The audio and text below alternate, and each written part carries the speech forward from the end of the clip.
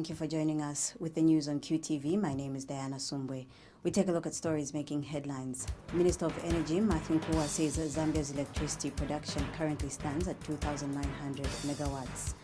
Government has clarified that no national assets have been used as collateral for any of the loans Zambia has contracted from China. And now the news in detail. Minister of Energy Matthew Nkua says Zambia's electricity production currently stands at 2,900 megawatts. Mr. Nkua says of this production, the country is only using 2,200 megawatts at consumption peak. He told a media briefing held in Lusaka that this means Zambia is producing excess electricity of 700 megawatts. Mr. Nkua, who is also Chingola Member of Parliament, states that there is therefore no commercial of domestic power deficit in Zambia, and the demand for both consumers is sufficiently being satisfied. He notes that the current water levels at all the country's power generating plants are sufficient enough to facilitate consistent electricity generation beyond 2018. ZESCO alone produces 2,335 megawatts, and then we've got 550 megawatts that is coming out of the independent power producers, so giving us a total of about 2,900. And at our peak most, we use 2,200, including the power that we sell to the Congo and Malawi. So we don't have a shortage of power. In fact, we have to shut down sometimes our plant. This year we had a very good waterfall, and therefore the dams are full. They are overwhelmed with water.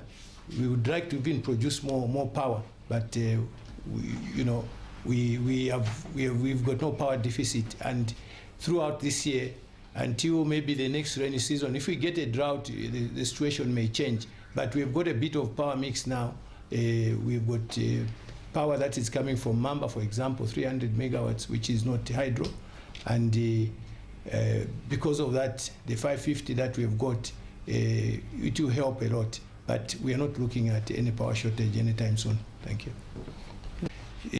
Chief Government Spokesperson Dora Silia has clarified that no national assets or firms have been used as collateral for any of the loans Zambia has contracted from China. Ms. Silia says the loans government has been acquiring from China are bilateral based. Speaking at a media briefing held in Lusaka, Ms. Silia also maintained that Zambia has not defaulted on any external loans it got from China or any other foreign lenders. Ms. Silia, who is also Minister of Information and Broadcasting Services, notes that government has not been borrowing for consumption but for construction purposes. She states that as long as people's needs are there, government will continue borrowing, as it does not see anything wrong to borrow for developmental purposes. In this country, even a child will tell you that Zambia borrowed money from China. Yes, because I've seen a road. Yes, because I've seen a hospital being built. Yes, because I've seen a school being built. Yes, because I've seen the airport being built. So we're not borrowing for consumption. We are borrowing for infrastructure. Not infrastructure that will be in the yard of the president. No, for the people of Zambia. This smear campaign about Zambia's relationship with China is very strange, because Zambia has other partners, EU countries, the US, the United Kingdom, many other countries we have relations with. We have loans from elsewhere. Why is the focus on the Chinese? Why is the focus on the Chinese? I think that's the question many journalists should be asking, considering that the loans from the Chinese are, I think, 28% to 30%. So they are not even the majority, because in 100%, if you say 30, that means 70 is from somewhere else, right? So shouldn't we be concerned about the 70 compared to the 30? So why are we concerned just about Chinese loans? I think that's a question investigative journalists should be asking. Why? So we have not staked this as collateral? First of all, we've never defaulted on a loan, especially Chinese loans. We have not defaulted. And we don't put up anything. I mean, you can explain. We don't say we're looking for a loan facility, so we're going to put up this as collateral. No, these are bilateral loans that are discussed government to government, especially this one, that we want to invest, we want to do this, and that we'll be able to pay it back. In this Speaking at the same media briefing, Communication and Transport Permanent Secretary Mishek Lungu also refuted assertions that government will mortgage the Kenneth Kaunda International Airport. Mr. Lungu says government has no intentions of mortgaging the airport. You can see that our airport is changing to an airport of the future. And it is not in our thinking whatsoever that we can mortgage our airport. Yes, we may have borrowed the money, but we have the capacity to run that airport and pay for it. Why do I say so? Currently, Zambia is one of a strategic country in terms of location that has attracted a lot of airlines that are willing to start flying on our soils. What does that mean? It means more customers using our airport. Any person who passes through the airport pays $1, and it's not a cent, pays $1. They range from $20 to $40 just using our airport. We are talking of a customer base today of over 1.6 million people using our airport. With that airport terminal building opening, we anticipate over 4 million people using the terminal building, and we'll make money. We'll be able to pay for whatever we have borrowed to construct that airport. And we have no thought.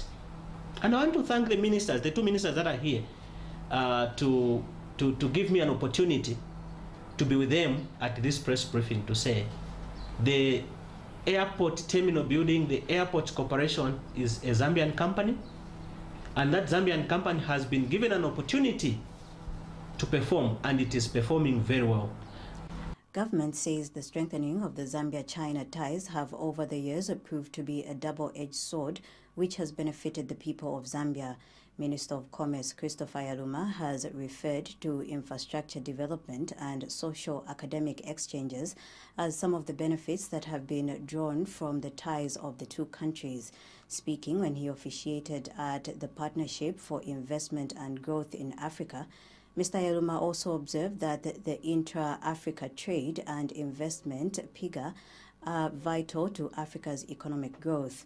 And Mr. Yaluma says the implementation of PIGA will go a long way towards contributing to the attainment of government's desired developmental objectives without leaving anyone behind. He has since commended PIGA for all their efforts and work in Zambia. The program works towards linking private sector investors, buyers, financials, and governments in several African countries for the creation of sustainable jobs by increasing foreign direct investment flows in the country. Distinguished guests, ladies and gentlemen, I note that the PIGA project is a vehicle that seeks to drive local businesses and investment generated between Chinese and African companies at the micro level, strengthening institutional capacities of trade and investment support, with facilitation of high-level dialogue and business platforms such as this one. In the case of Zambia, the project has facilitated 3 trips of Zambian businessmen and women to China for business-to-business matchmaking events since its inception in 2016. The events have provided opportunity for exposure of Zambian businesses to the Chinese businesses' etiquette, culture, and prospects. A total of 30 Zambian companies have so far participated in these events.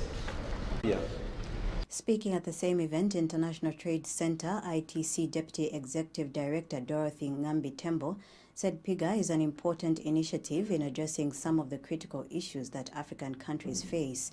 Mrs. Ngambi says with ITC on board, it adds a new dimension to the joint efforts of China and United Kingdom in helping African countries achieve substantial development.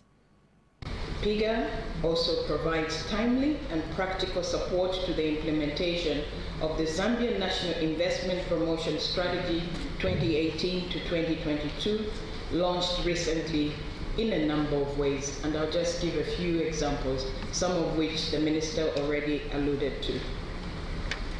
The examples include the 3 investment promotion seminars which were held last week in China during and shortly after the 2018 summit of the Forum of the China-Africa Cooperation in Beijing, in which we had more than 400 people participating.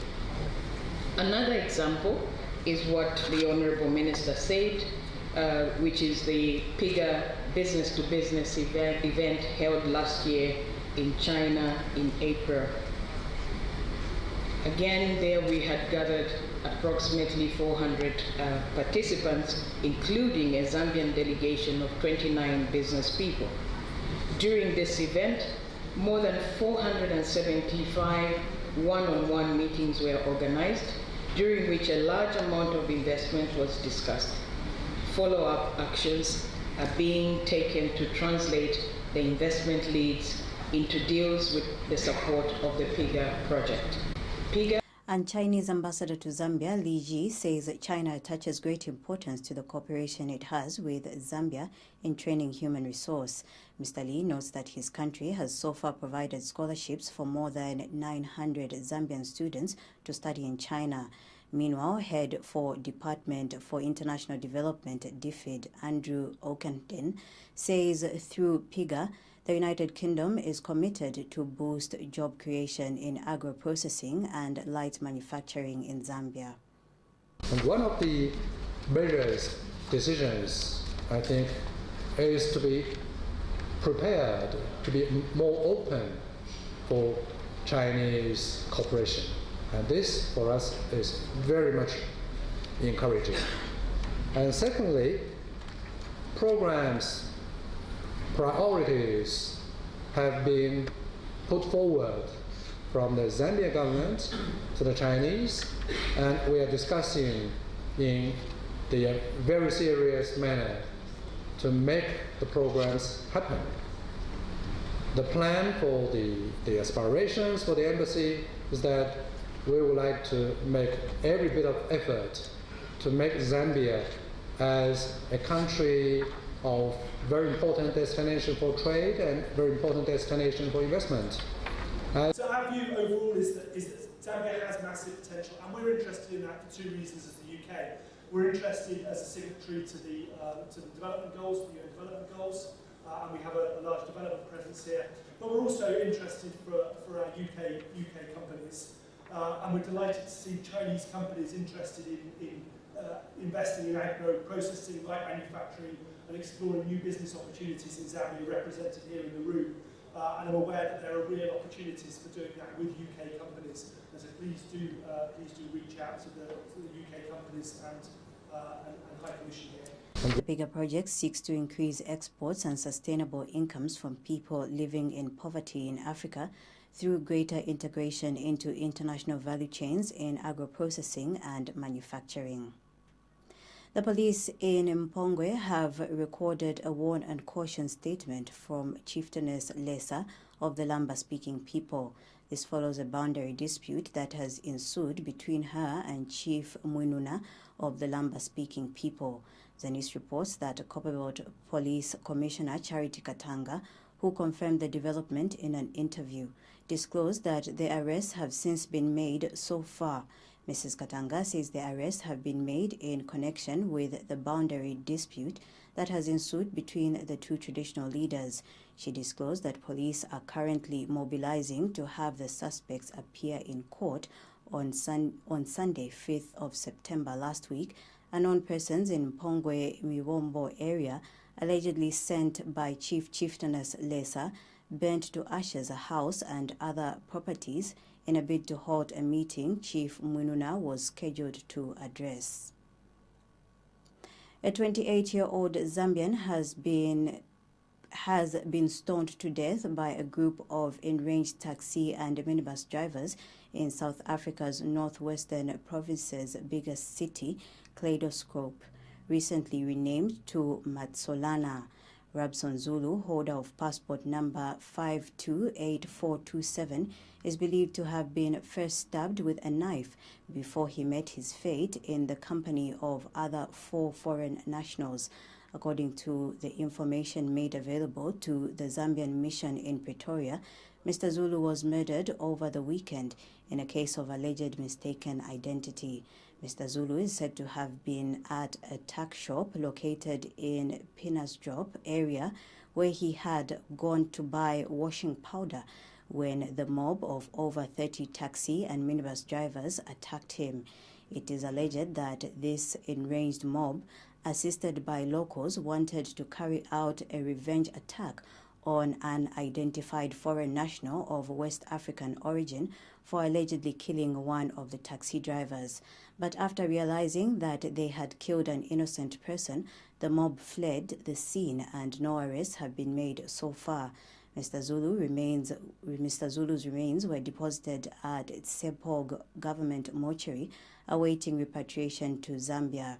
His death comes barely weeks after another Zambian, Kenneth Sikopo, was shot dead in cold blood in Jamison City in the East Rand region of Gauteng, South Africa. And Zambia's High Commissioner to South Africa, Emmanuel Mwamba, has expressed shock at the death of Mr. Zulu. Mr. Mwamba says the mission is saddened that an innocent life has been lost in bizarre circumstances. He has since called on the police to carry out thorough investigations to ensure that Zulu's murderers face justice. This is according to a statement made available to QTV News by First Secretary for Press and Public Relations at Zambian Mission of South Africa, Naomi Nyawali. Meanwhile, All People's Congress APC leader Nason Msoni has accused the South African government of not doing enough to curb xenophobic attacks against foreign nationals in that nation. Mr. Msoni was reacting to Wednesday's incident in which the late Rabson Zulu, a 28-year-old Zambian national, was killed by a group of enraged taxi and minibus drivers in the town of Kaleidoscope, northwest South Africa. Mr. Msoni lamented to Q News in an interview in Lusaka that time has come for the Zambian government to register xenophobic concerns following rising numbers of citizens being killed in South Africa. Mr. Msoni has advised the South African government to ensure that all foreign citizens are protected from criminals targeting foreigners legally residents in the country, now led by President Cyril Ramaphosa. Mr. Msoni is of the view that xenophobic conduct and lawlessness is certainly tarnishing the South African image. He has insisted that the South African government has a moral duty and obligation to sensitize her citizens on monumental role and sacrifices played by their brothers and sisters, South African Development Community SADC, in the sub-region during the apartheid era. Mr. Msoni expects political leaders of all shade and character in South Africa to unanimously condemn the cold-blood killing of foreign nationals. Health Minister Chitalu Chilufya has disclosed that the number of people on antiretroviral drugs in Lusaka has increased from 70 to 86%.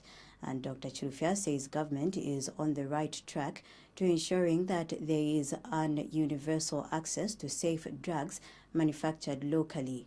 Speaking when he commissioned the first ever $9 million United States antiretroviral and malaria drug manufacturing facility, Dr. Chilufya said the facility will not only produce ARVs and malaria drugs, but also the latest ARVs.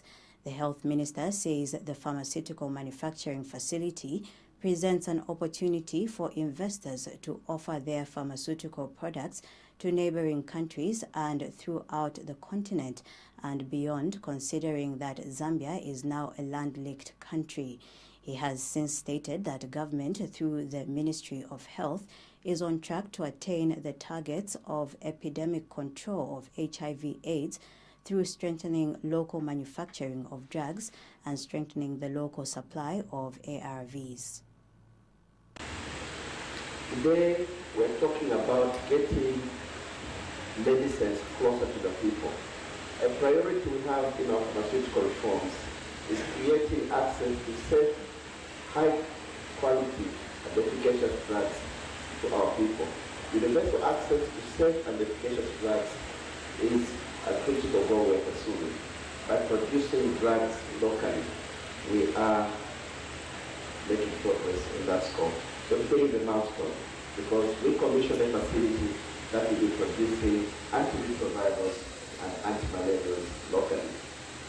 What is really further exciting is that we will be producing the latest antiretroviral drugs which are dentographer based within a few months right here in Lusaka, Zambia. The beauty about it for Mylan is that you're not only speaking to the market in Zambia, but to the region. We are a peaceful haven. We have 8 members, so you are going to tap into the regional market. We were taught in school many years ago that we are a landlocked country. We've learned over time that we are land-linked. And this creates an opportunity for investors, not only to speak to the market locally, but to the whole regional market.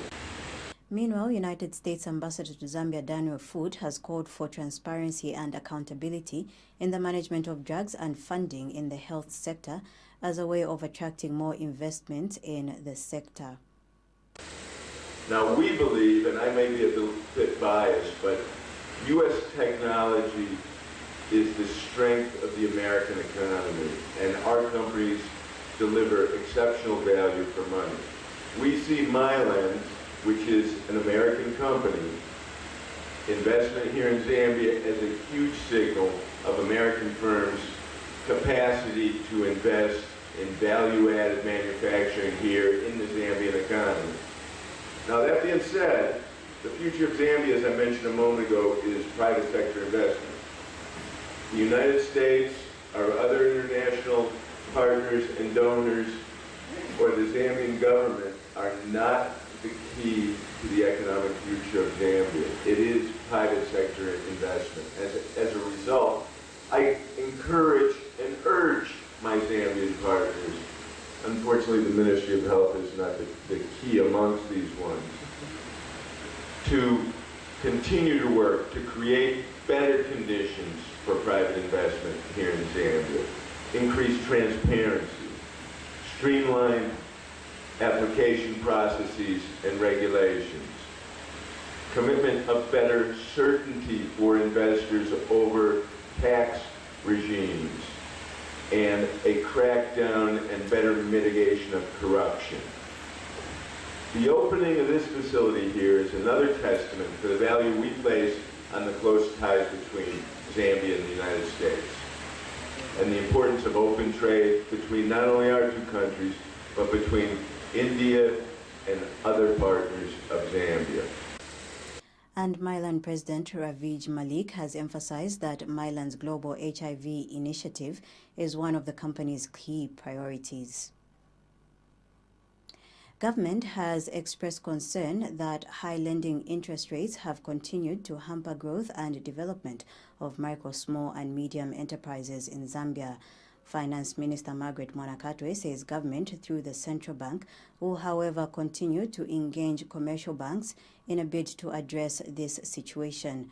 Ms. Mwanakatwe made this assurance last night in Lusaka during the launch of the Zambia Credit Guarantee Scheme Limited, ZCGS, a startup company that was incorporated last year. And Ms. Mwanakatwe is certain that the ZCGS, which was incorporated to promote growth and competitiveness of SMEs, will help create a conducive microeconomic environment. She says government will remain committed to ensuring the long-term sustenance and viability of the scheme in order to sustainably grow micro, small and medium-scale enterprises in the country. Ms. Mwanakatwe has also challenged the management and board of ZCGS to transform the institution into an effective world-class credit guarantee scheme. Micro, small and medium-scale enterprises account for 70% of Zambian GDP and provide 18% of the country's total employment. This launch, therefore, is yet another milestone under the Patriotic Front government's policy of empowering micro, small and medium-scale enterprises. This is government's commitment to ensure financial inclusivity. I now challenge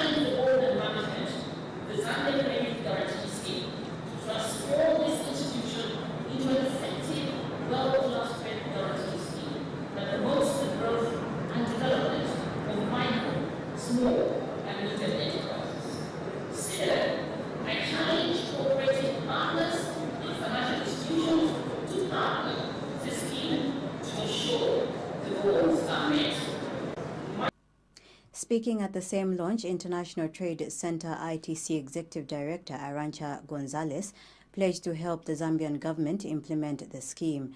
She says the ITC is ready to help Zambia to empower small and medium enterprises. Because I often confront this argument that governments are too slow. So here's a good example of an area where government has moved faster than average, let's say. I know the cynics will say the third time we try. I want to be optimistic. It's probably the third time that we get it right. So well done for setting it up. In Zambia, only 15% of our bills go to SMEs, but not more than 98% of businesses in this country are SMEs. So this can be a game changer. So CEO did not come with my wallet tonight. Sorry to disappoint you. But what I can tell you is that my troops in India are already ready to pack their suitcases and come here to help you in implementing this initiative, in particular in the training of all these Zambians, men and women that will be helping the SMEs to implement the approach. So here we go. You have now my commitment. It's a bankable commitment. So if we don't deliver, you can come and knock on my door.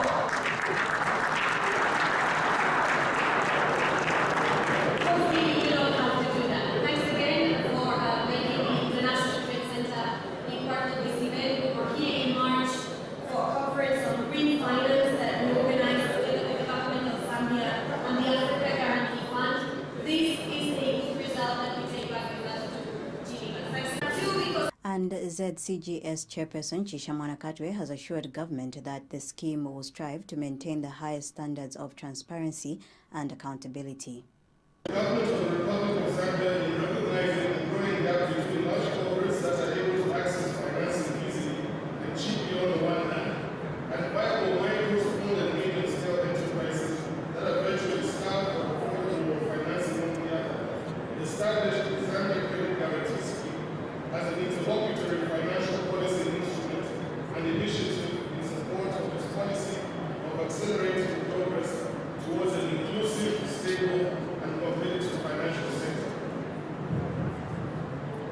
Honorable Ministers, distinguished invited guests, the mission of the Zambia Credit Guarantee Scheme is to promote the growth and competitiveness of small and medium-scale enterprises by providing a platform for the financial institutions to offer appropriate and affordable products and services while significantly reducing the credit risk that they are exposed to. In this regard, the scheme will operate by providing a 50% partial guarantee to banks and other participating financial government. The Zambia Qualifications Authority ZAQA has urged human resources professionals in Zambia to ensure that the workers employed in companies have the right correct qualifications. Speaking on the sidelines of a meeting held by ZAQA with human resources officers from public service in Lusaka, ZAQA Chief Executive Officer Miriam Chiaba said human resource professionals are key to any given company in the recruitment of staff. Mrs. Chiaba has urged human resource professionals in companies to work closely with the authority to ascertain the genuineness of qualifications employees present to companies or institutions. Mrs. Chiaba says ZAQA remains committed to ensuring that professionalism through right qualifications in workplaces is upheld.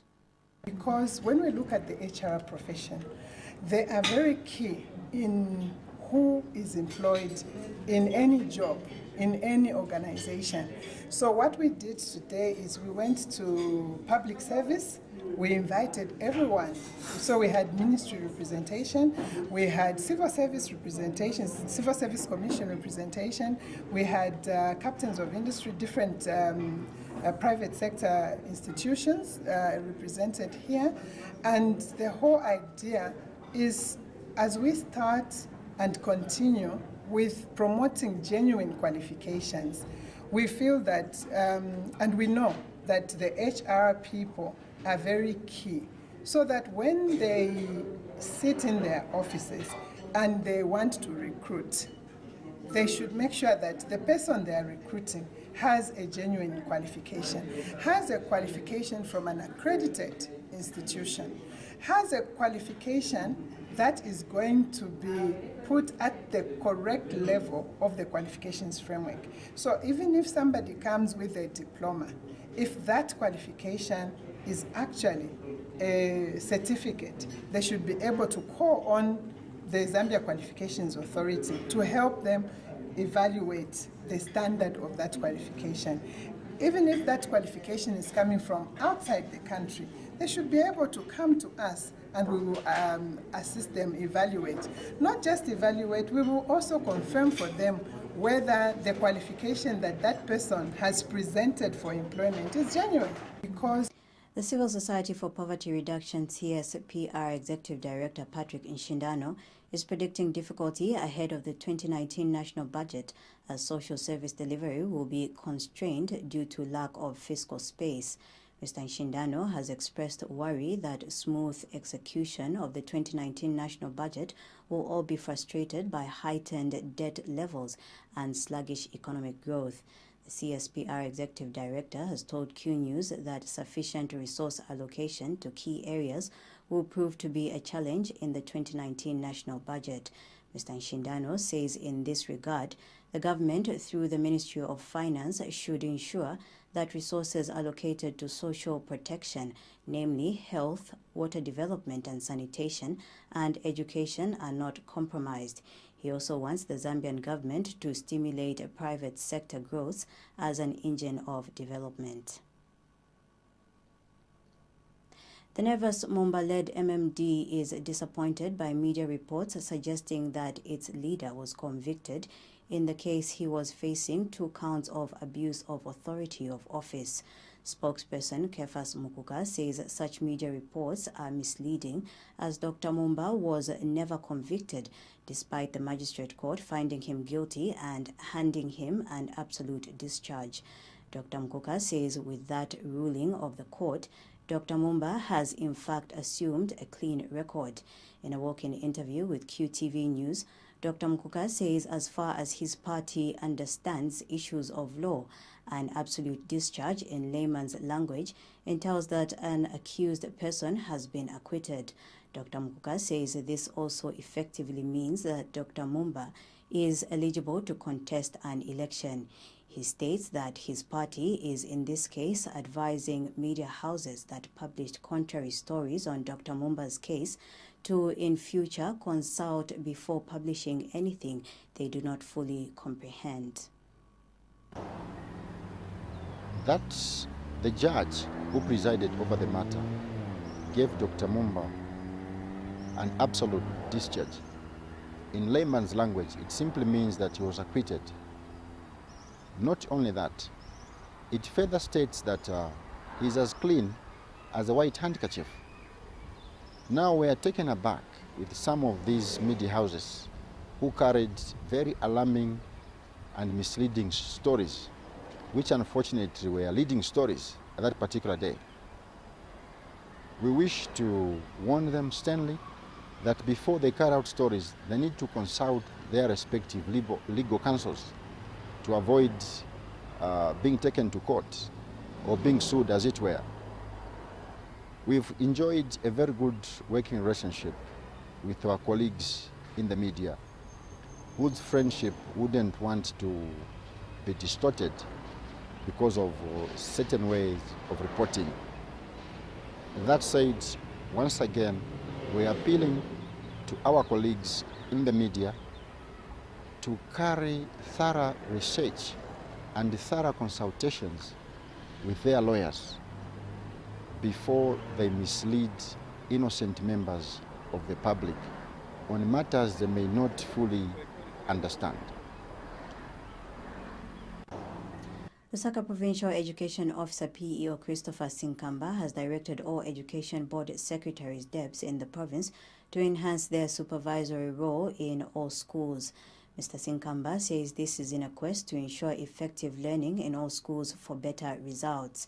Speaking at the 2018 Horizon Mathematics Competition and Horizon Computer Olympiads, Mr. Sinkamba said that with curriculum activities such as the ones organized by Horizon School, Lusaka Province should be able to produce excellent results.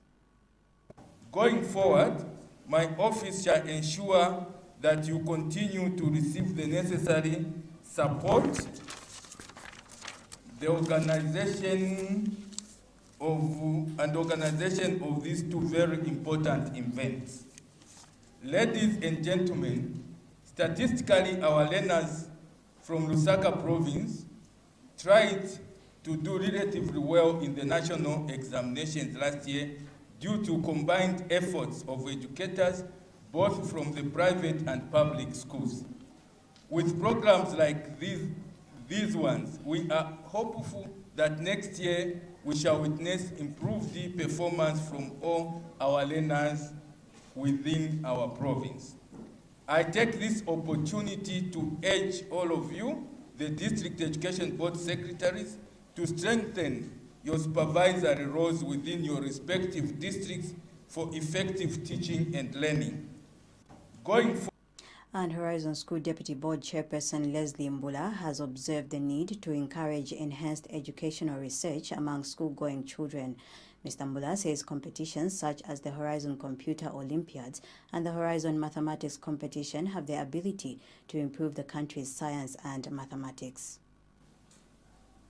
I would like to appeal not just to these five that I've mentioned, but all the other people, business houses, to come to the assistance of Horizon so that we can make the awards, the prizes, even bigger to encourage our children, especially the manufacturing and the processing industry. We are producing young people who are going into research and to invent and produce equipment which can be used in your industries. Please come to our aid so that we can make this thing even bigger. In the other countries I've been to, the support from industry and from other well-wishers, including businessmen, has been tremendous. Asfin Joy Chanda from Rhodes Park School scooped the Best Horizon Mathematics competition for grade 7s, while Komana Shakubanza from Kasisi Girls Secondary School also won the same competition for grade 9s. Salimata Ba from David Kaunda Technical High School was awarded for being the best student in Horizon Computer Olympiads. To end the news, we take a look at stories making headlines once again. Minister of Energy Matthew Nkua says Zambia's electricity production currently stands at 2,900 megawatts. And government has clarified that no national assets have been used as collateral for any of the loans Zambia has contracted from China. Ends the news from me, Diana Sumbwe. Thank you for watching. God bless.